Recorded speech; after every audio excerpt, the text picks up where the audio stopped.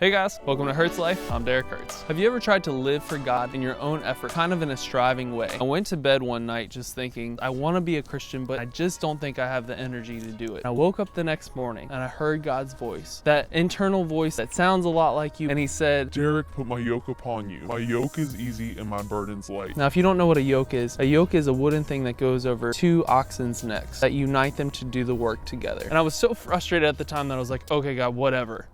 You hear the voice and you say whatever to him. And he said it again with more compassion and concern in his voice. He was like, Derek, you need to do this. Put my yoke upon you. My yoke is easy and my burden's light. And I said, okay, God. And right at that moment, I had this vision of myself, and I was this ox sitting on the side of the road, laying in a ditch. I was malnourished, way too small for my size, and bleeding from the thorns of life. And I remember trying to stand up just to get on the road that led all the way to God's house. It was like Bambi trying to stand up. I was just standing up and falling down, standing up and falling down. And finally I fell down and I realized this is hopeless. I can't even make it on the road. How am I ever gonna make it all the way to God's house? And right in that moment of giving up and surrendering, I saw this huge ox that was like 3 to 5 times my size coming down the road behind me. And my jaw dropped in amazement. I knew it was Jesus. He was carrying this huge black thing behind him, this carriage that represented sin and death. And under my breath and amazement, I said, he can carry anything.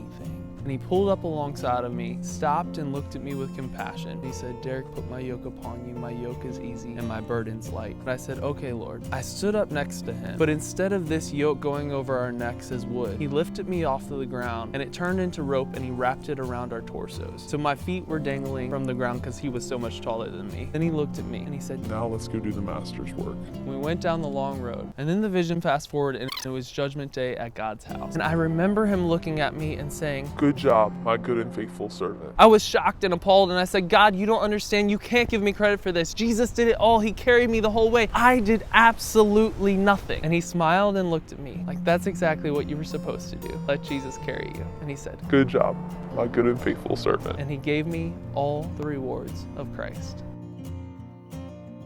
To God, I was never an ox at all.